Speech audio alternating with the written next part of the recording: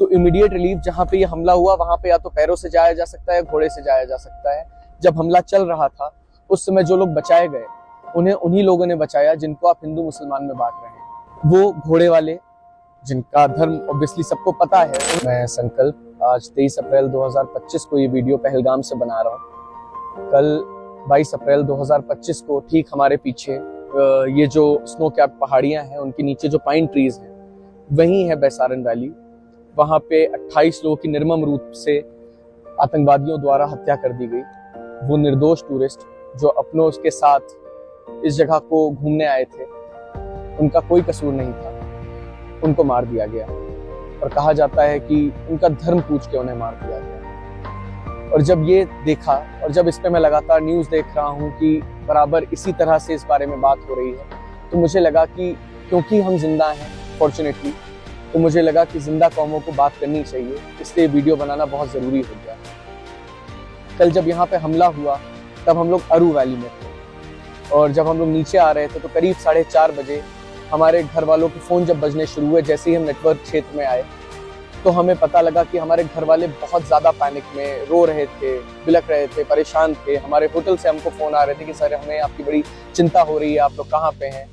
हम लोग होटल आ चुके थे और उसके बाद हमने न्यूज़ देखनी शुरू की और जैसे जैसे इवेंट्स अनफोल्ड हुए तो हमें समझ में आया कि घर वाले क्यों इतने परेशान थे। अचानक से जितने लोग हमारी सेवा में यहाँ पे हैं उनकी आंखें बदल गई, उनकी आंखें शर्म से झुक गई, उन कश्मीरियों की। इसलिए 2-4 बातें बहुत ज़रूरी हो गई कहना।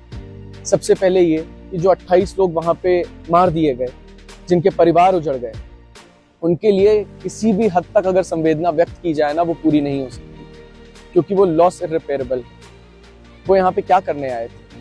वो जिंदगी का आनंद लेने आए थे, जिंदगी ही नहीं रही, परिवार उजड़ गए। और दूसरी तरफ एट द सेम टाइम ये रियलाइज हुआ कि जो कश्मीरी लोग हैं, जिनके सिर माथे जिन्होंने हमको अपने लगाया था, उनके परिवार कैसे उजड़ गए। जब देखना शुरू किया कि लगातार बात हिंदू मुसलमान की हो रही है, तो ये कहना जरूरी हो जाता है कि जब एक हमला हुआ तो इमीडिएट रिलीफ जहां पे ये हमला हुआ वहां पे या तो पैरों से जाया जा सकता है, घोड़े से जाया जा सकता है। जब हमला चल रहा था उस समय जो लोग बचाए गए उन्हें उन्हीं लोगों ने बचाया जिनको आप हिंदू मुसलमान में बांट रहे हैं। वो घोड़े वाले जिनका धर्म ऑब्वियसली सबको पता है, उन्होंने अपने घोड़े पे बिठा बिठा के लोगों को नीचे तक लाए, रेस्क्यू किया, आर्मी के पास तक पहुंचाया। आर्मी को पहुंचने में जितना समय लगा, अभी हमारे ऊपर से हर 5 से 10 मिनट में हेलीकॉप्टर निकल रहे हैं। हम लोग लगातार कल से हेलीकॉप्टर की आवाजाही देख रहे हैं। मैं सही बताता हूँ आपको कि इस नदी की आवाज के बीच में वो हेलीकॉप्टर की आवाज ने हमको रात भर सोने नहीं दिया।